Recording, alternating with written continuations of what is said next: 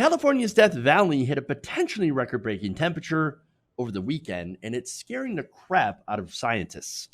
So now understand, Death Valley, okay, is the hottest place on Earth. So understand, like, yeah, you're going to see high temperatures, right?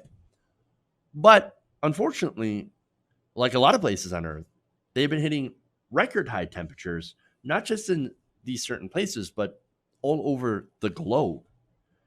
So now Death Valley itself, which is kind of like a canary in the coal mine, really, hit a high of 130 degrees Fahrenheit on Sunday, according to a preliminary reading. So now the National Weather Service confirmed in a statement on Sunday that the high temperature, which came in the midst of an ongoing heat wave in the southwestern United States, was recorded at 3:41 p.m. local time by the agency's automated observation system near Furnace Creek. It's the Furnace Creek Visitor Center in Death Valley National Park. So understand Furnace Creek. It's hot. It's a hot place. But it's not supposed to be that hot. Now, if verified, this would be the hottest temperature officially verified since July of 1913, also at Death Valley. So now, let's see. The National Weather Service also adds, as this is an extreme temperature event, the recorded temperature will need to undergo a formal review. Climate Extremes Committee will be formed to verify the validity of the 130-degree Fahrenheit reading. So, again, let me put this in context, right?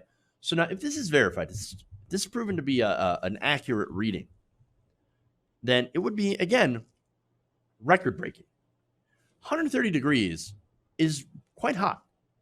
So now the question is, can somebody survive in that temperature? Well, if you're in dry air, again, like in Death Valley, yes, as long as you have access to water. Now, it has to be cool water. It cannot be at ambient temperature because then that will literally burn you. So now the problem with Death Valley is there's not really that many sources of water there. So if you did find yourself in Death Valley without a source of cool water, you would be in trouble, okay, especially in the long term. And so to really kind of apply that across a broader scale to make a broader point, that's the issue with climate change. Because you know what? More of the country, more of the world, as temperatures increase, will become like Death Valley. And so sources of water will dry up, disappear in the interiors of countries. Coastlines will rise, creating new coastlines. And so people will, of course, continue to flock more towards the coast as the interiors of countries will become like Death Valley. You will not have access to sources of water, which you will need to survive. I can't tell you how disastrous that will be because, again, you will have issues of mass migration, fighting over water sources, things like that. This will not be good. This will be very bad. And a lot of this stuff is supposed to happen by the end of the century. So now, on Monday, a blog post for the American Geophysical Union, meteorologist Dan Satterfield addressed these records and also made some predictions about what's to come. He wrote, "What's even more remarkable about the heat in Death Valley today is that it's now mid-August. The sun angle is lower and the days are shorter, making it less likely to see an all-time record high there. I was thinking 128 might be possible when I looked at the pattern last week, but it seems likely that it managed to go even higher. If you're thinking that the rising greenhouse gases mean this record will not likely last long, I cannot disagree." Michael Mann, director of the Earth System Science Center in Pennsylvania, agreed in a statement saying, quote, "It now appears that we've crossed yet another worrying threshold, setting the apparent hottest temperature ever recorded on this planet since valid records have been kept.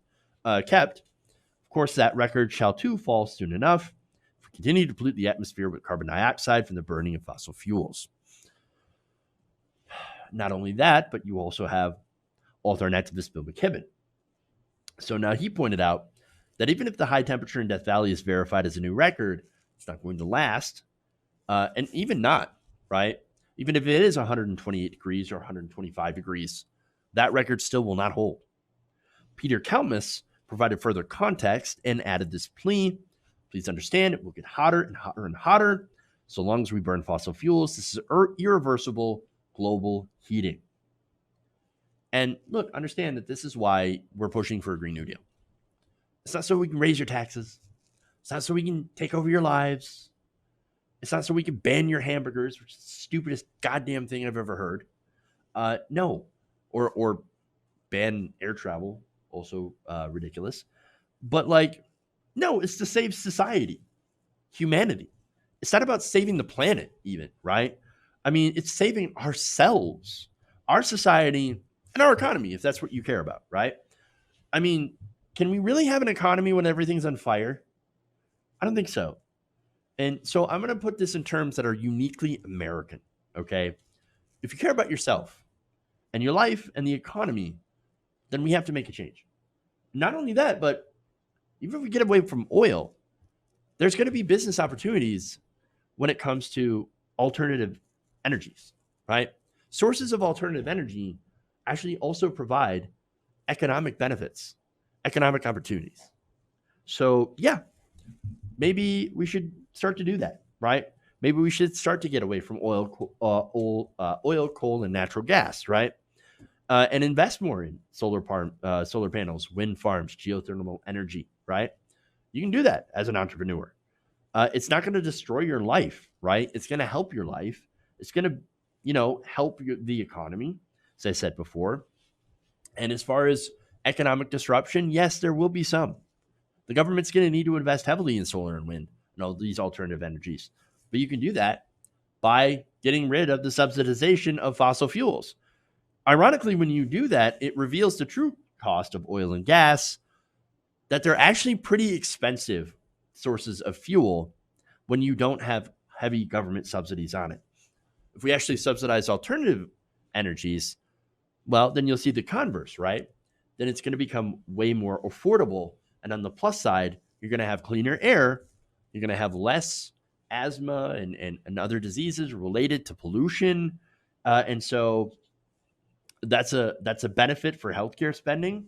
You're going to have less or no dirty oil rigs or gas pumps, no leaky pipelines to clean up after when they inevitably burst, no coal ash in your rivers or in your lungs, and no turning the planet into a giant Death Valley.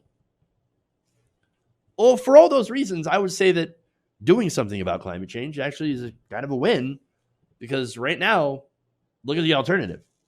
If we keep going the way that we're going, there's a lot more to lose.